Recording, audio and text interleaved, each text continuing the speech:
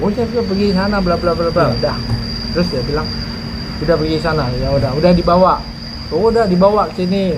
Lihat ini tambangnya batu baranya ini A B C D E F G. Iya. Terus dia turun nggak? Nanyain nggak tambang siapa? Enggak katanya. Oh enggak, cuma di mobil aja katanya gitu kan. Itu saya nggak tahu. Udah itu mereka pulang. Iya. Oh mereka udah berangkat ya nih. Udah saya dalam hati saya ini. Iya. Wassalam lu. Wassalam. Gagal bayar itu kan sebenarnya saya yang paling kenceng bersuara bahwa ini kriminal, bahwa ini ada penipuan dan lain sebagainya, tidak bisa dibiarkan dan ini harus diproses secara hukum. Kalau waktu itu diproses secara hukum itu sip banget mas, bagus sekali karena kan pidananya juga masih belum kadaluarsa kan, terus karena kan pidananya juga masih belum kadaluarsa kan, karena kan pidananya juga masih belum kadaluarsa kan. Bisnis tersebut gitu. Kalau misalkan bisnis tersebut dianggap sama teman-teman batubara ini kadaluarsa karena ini perjanjian kayak ini penipuan biasa. Kalau misalkan itu konsepnya cuma penipuan ya kadaluarsa. Tapi kalau misalkan dana yang digunakan teman-teman ini yang mengumpulkan itu digunakan untuk dialih asetkan, untuk digunakan untuk apa ya, hal lain gitu selain dana itu. Nah teman-teman harus mengetahui bahwasanya PT Adi Bandar Perkasa itu tercatat di Kementerian Hukum dan HAM.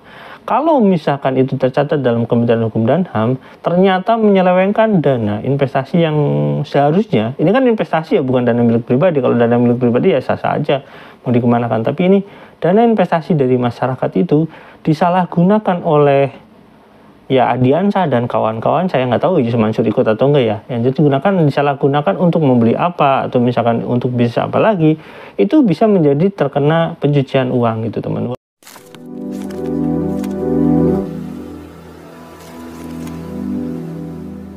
Assalamualaikum warahmatullahi wabarakatuh. Welcome back to my channel Tech Tibdi. Ya teman-teman, ini saya ngomongin batubara ya. Ini kebetulan saya beberapa hari ke depan ini mungkin saya akan melakukan investigasi terkait batubara. Jadi investigasi ini lebih mendalam tentang keterlibatan beberapa orang ya terkait ini ya, terkait batubara. Dimana ya ini menjadi salah satu yang mungkin nggak disentuh sama teman-teman batubara. Nah, di sini ada wawancara Pak Jaini dan ada ini beberapa satu orang atau gitu ya.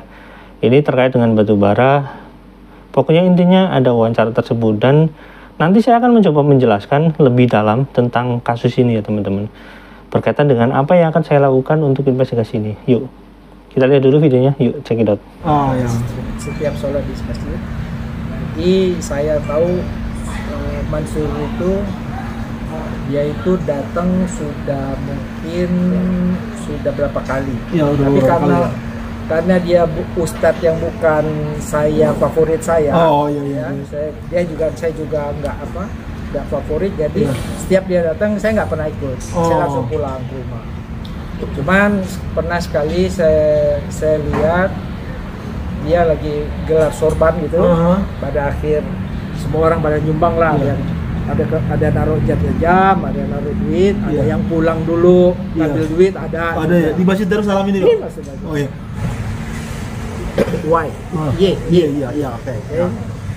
Dia diminta bilang, Pak Iswil jangan pulang dulu ya. Ini ada presentasi nih kan. Antum kan ngerti nih apa bisnis ini nih, batu bara segala macam ini. Ya udah saya bilang oke. Sudah itu saya nggak pergi. Saya bilang udah, saya tunggu, saya liatin itu. Saya lihat ini bisnis batu bara.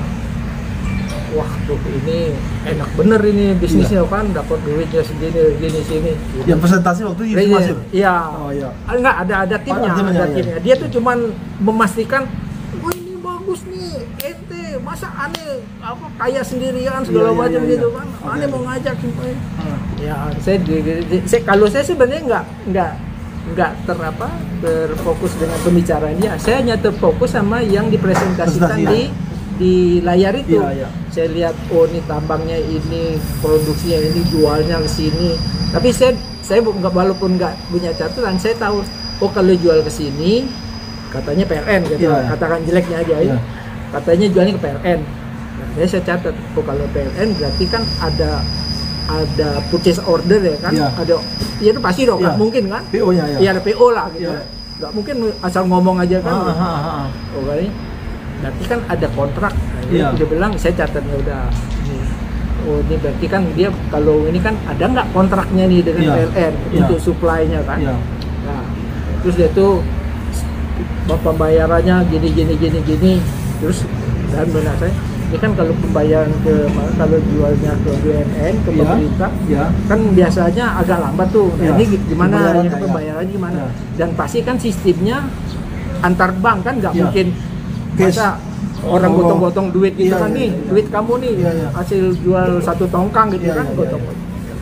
Itu di bedak saya sudah ada. Saya mau ngomongin ke Yudi apa yang saya tahu. Terus sudah itu saya lihat, oh marginnya tinggi juga ya. Sampai 13% nih, 13 sampai 15% gitu kan.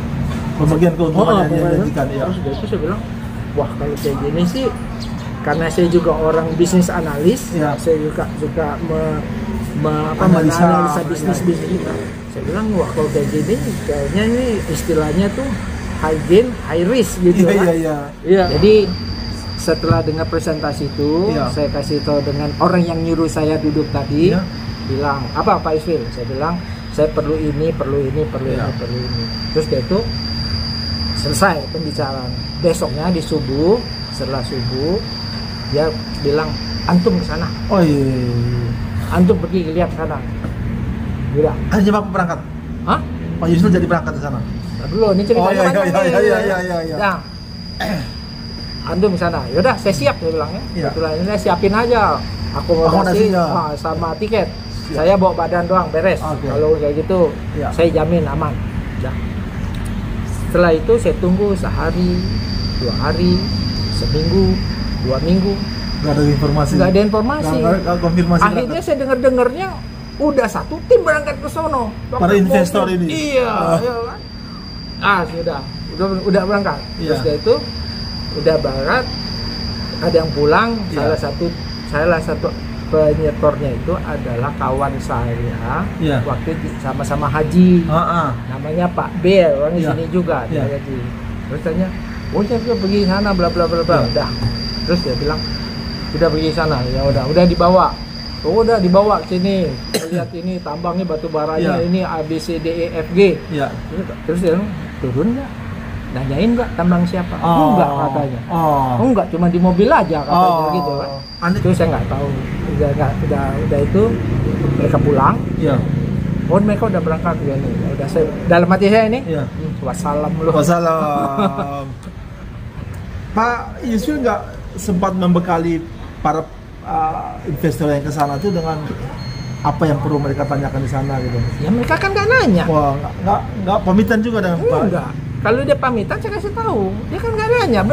Malah saya dengar makanya saya takutnya saya salah gitu. Saya dengar dari salah satu jemaah. Udahlah tinggal aja Pak Yusril, kita kan udah mau take off nih. Bisa jadi karena mungkin Pak Yusril sangat mengerti dengan tambang semacam itu. Bisa tahu. Makanya Pak Yusril ditinggal itu. Padahal Pak Yusril diajak ya. Jadi begitu mereka pulang, Pak Yusril bilang wassalam lah mereka itu. Nah teman-teman, terkait dengan saya waktu investigasi masalah Adiansa itu, dan saya datangi langsung rumahnya, dan beberapa keterangan orang-orang yang membeli rumahnya termasuk notarisnya saya kasih tahu, itu saya mencoba memberikan pemahaman bahwasanya kalau pelaporannya terus berdata itu mereka akan sulit untuk memenangkan. Karena apa? Secara kronologi itu terlampau jauh waktunya itu, karena itu terjadi sekitar 2009 sampai 2010. Nah, tapi sebenarnya kronologi itu kan masih panjang. Makanya pada saat itu gini teman-teman, saya minta teman-teman ini untuk melaporkan pidana gitu. Nah, mereka minta waktu untuk saat itu dan mereka akan bicarakan dengan teman-teman yang lain gitu. Ini bukan Pak Jaini, terutama saya berbicara dengan beberapa orang gitu. Silakan maju. Nah, ternyata nggak ada sampai sekarang. Cara dari pernyataan Pak Yusril itu sebenarnya bukan hanya Pak Yusril saja. Kalau ditanya hampir jamaah Masjid Darussalam itu yang pada saat ada penawaran investasi dari batubara Yusuf Mansur ini pasti hampir samalah ceritanya. Dan di luar kepala itu. Karena mereka juga melihat dari jamaah yang lain itu kepanikan. Jadi bukan dongeng, kalau bukan dongeng, bukan cerita, bukan hoak, kalau investasi batubara di kota wisata yang digagas oleh Yusuf Mansur, kemudian melibatkan BMT dan lain sebagainya, itu nyata, 100% nyata. Ya, oke, baik. Dan Pak Yusril ini adalah sosok orang yang paham ya soal legalitas ya, soal dunia pertambangan ya. Dan ternyata waktu Pak Yusril juga ingin ikut serta untuk melakukan peninjauan langsung ke pertambangan di Kalimantan. Ini katanya ada yang mencegah nih Pak. Ini jangan-jangan ada memang dari tim Pak yang sengaja untuk mencegah supaya Pak Yusril tidak jadi berangkat dan kemudian memberi pengaruh-pengaruh yang kepada ini Pak investor Pak supaya jangan ikut gitu Pak. Bisa jadi. Jadi begini, yang disebut Y oleh Pak Yusril itu, yang disebut Y itu namanya Yudi. Namanya Yudi. Nggak apa-apa disebut. Ya nggak apa-apa. Ini kan sudah terbuka, perkaranya kan sudah terbuka, jadi saya sebut aja namanya. Kemudian berkaitan dengan perkara ini sebenarnya Yusuf Mansur datang itu juga melibatkan orang-orang pengurus masjid pada saat waktu itu, ya kan? Kemudian berkaitan dengan dokumen, kemudian waktu itu kan masih slide Mas. Jadi diletak, terus nanti diletak di tempat itu, terus kemudian slide-nya keluar, sesekali juga nanti pakai spedol dan lain sebagainya, kemudian difoto-foto dan lain sebagainya. Ini sebenarnya dokumen itu ada. Kemudian perikatan antara BMT dengan PT Adipat Nur Perkasa itu juga ada. Contohnya kan yang bisa saya buktikan kemarin kan memang ada perjanjian tersirat di dalam perjanjian itu adanya perjanjian nomor 1 dan nomor 3 itu. Jadi dokumen itu memang ada Mas, tapi disimpan oleh BMT, nggak tahu saya, disimpan oleh BMT agar perkara ini tidak bisa tidak sempurna diajukan secara hukum, bukan tidak sempurna diajukan secara hukum gitu. Oke Pak. Itu. Oke. Dan Pak Yusril juga kan ini sudah menebak bahwa bisnis ini adalah money game gitu Pak ya. Betul money game. Dan juga Pak Yusril itu juga ditinggal ya saat ingin ikut meninjau di pertambangan di Kalimantan. Nah, Pak Zaini di video sebelumnya Pak Yusril juga mengatakan bahwa ini ada seperti semacam politik adu domba begitu Pak. Nah setelah terjadinya gagal bayar itu Pak, nah ini bisa dijelaskan gambar itu Pak? Ya betul, jadi begitu gagal bayar itu kan sebenarnya saya yang paling kenceng bersuara bahwa ini kriminal, bahwa ini ada penipuan dan lain sebagainya, tidak bisa dibiarkan dan ini harus diproses secara hukum. Kalau waktu itu diproses secara hukum itu sip banget Mas, bagus sekali karena kan pidananya juga masih belum kadaluarsa kan, karena kan pidananya juga masih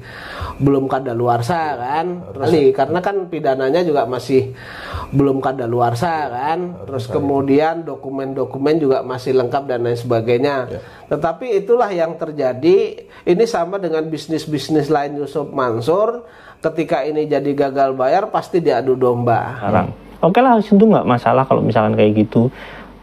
Mereka mungkin nggak tahu melapor pidana, tapi saya jelaskan sekali lagi, kalau konsep yang dibangun seperti itu nggak akan menang kayak gitu ya. Karena kalau yang dicarinya PT Adipat Nur Perkasa, terus misalkan nanti ada BMT, mungkin akan sulit membuktikan karena adiansanya nggak ada. Oleh karena itu saya minta untuk pelaporan pidana, adiansanya untuk dilaporkan pidana, dan adiansanya untuk nyari adiansa sebenarnya nggak sulit teman-teman, karena adiansa juga pernah ketangkep gitu maksudnya. Jadi nggak sulit lah, karena kepolisian itu jago lah dalam untuk mencari orang gitu.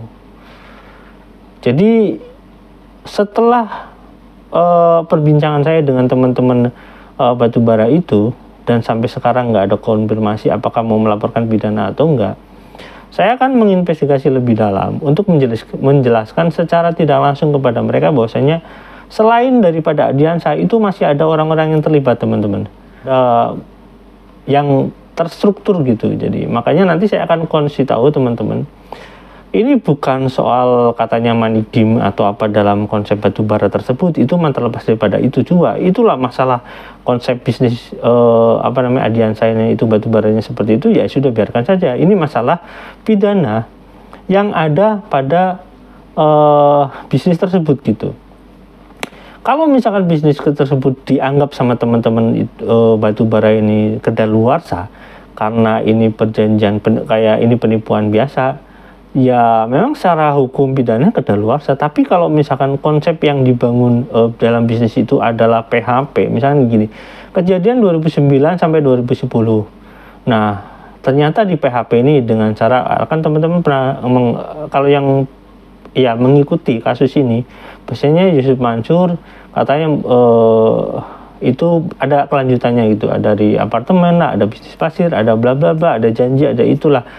Jadi kalau seperti itu ada berkelanjutan. Kalau misalkan itu konsepnya cuma penipuan, ya kedaluarsa.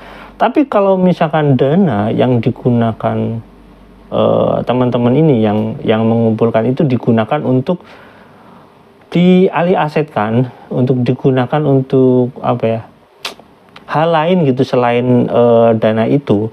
Nah, teman-teman harus mengetahui bahwasanya PT Adi Bandar Perkasa itu tercatat di Kementerian Hukum dan HAM.